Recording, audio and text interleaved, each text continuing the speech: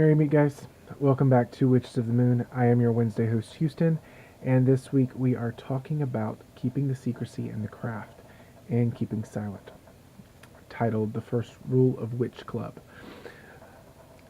It is said that it is extremely important for us to, after a magical working or after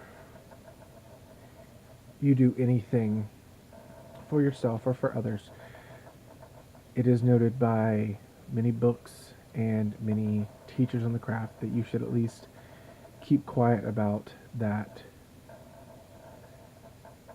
project, that spell, that ritual for 24 to 48 hours.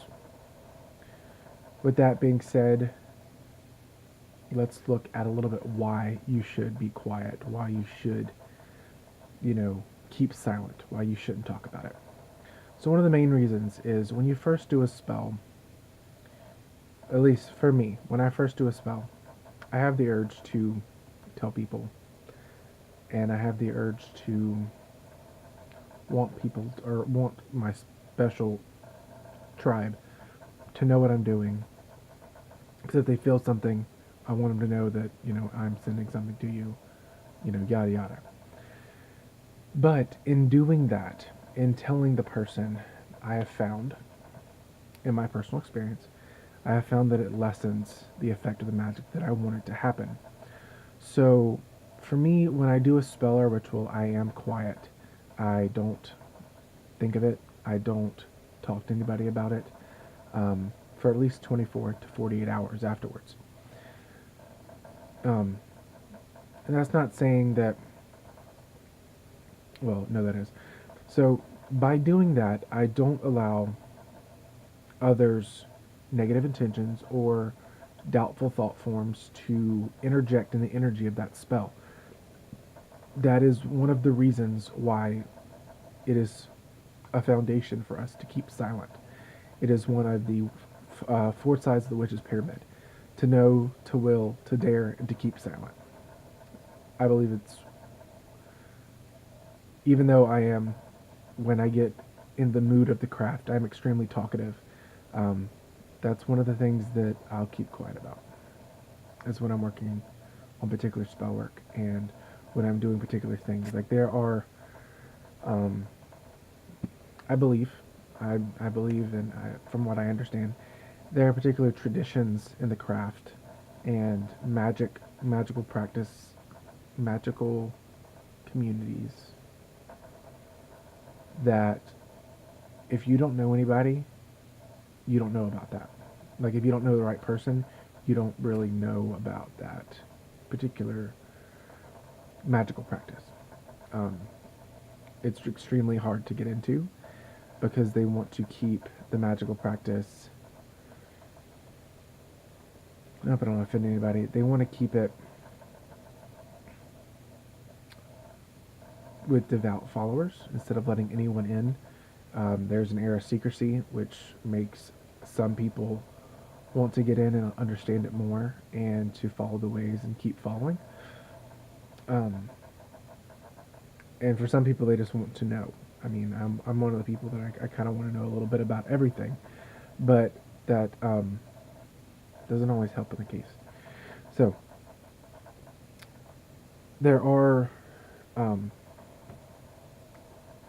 secret societies out there that you don't know much about, and they hold, I know this is weird, me talk about this on a Keep Silent video, they hold extremely powerful influence over the US and different countries, but if you're not a member of the society, you don't really know about it. Everything is hush-hush, everything is silence. Silence is another form of power.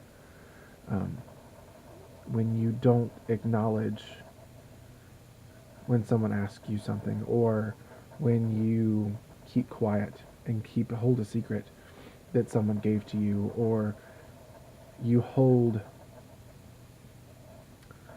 someone's name and you're quiet about it, that has power.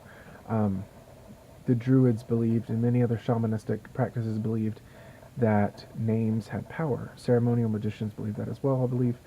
And said believe twice. Whoops. So, with the names having power, you were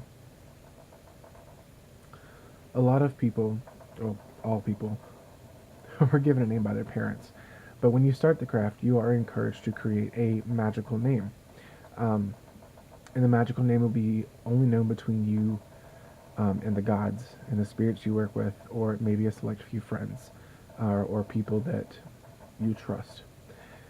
The name can change when you feel the need, but keeping silent on your name of your name is extremely powerful, because if someone found out your magical name, they could do a lot of harm, because it's connected to more to your spirituality. It's connected to more to your soul, more to your higher self.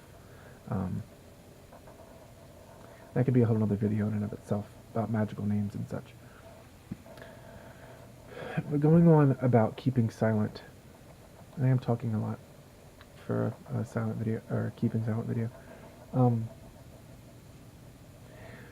I do want to touch on what Jen said. Jen said that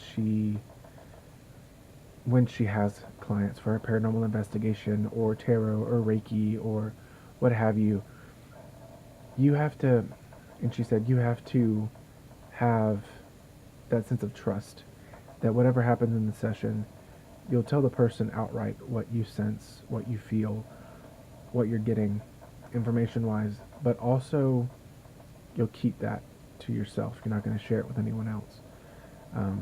It's kind of like a doctor and patient confidentiality.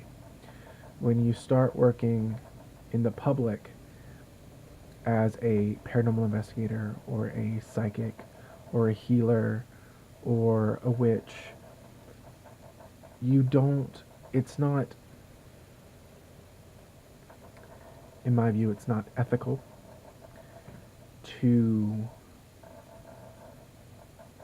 run around and tell everyone why Mary Jane came to you for a reading and what the results of that reading were, or why Esther has bad health problems, what's the cause of it, or who's haunting John Doe's house.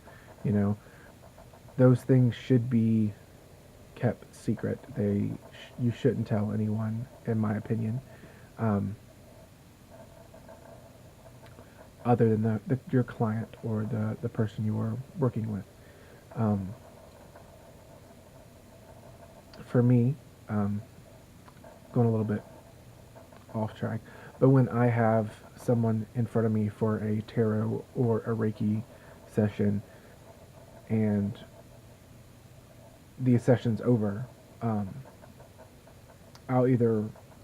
have a really good rule about I'll either forget it, and forgetting about it is a good thing, because I tell people once we start a session, I'll tell you all the information that comes to me, but a week later, don't ask me about what I said, because I'm not going to remember. And I do that on purpose. I don't want, instead of recording it for liability reasons, instead of recording it, which I probably should do, I record some readings. Like if I do a reading over the internet, over the phone, I record those down. But if I'm doing one in person, I don't really have time to get out my psychic development journal and write everything down, or my Reiki journal and write everything down. So it's more spur of the moment. But after the session's over and the client leaves, I kind of do a mental bleaching, so to speak, even though I'm allergic to bleach, where I clean all that information out and just kind of ground it out and just release it so I forget it, and then I go about do something else to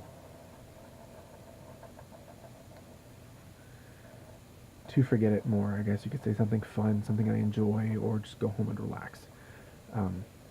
But yeah, so that's my point of view on keeping secrecy in the craft and in your personal practice.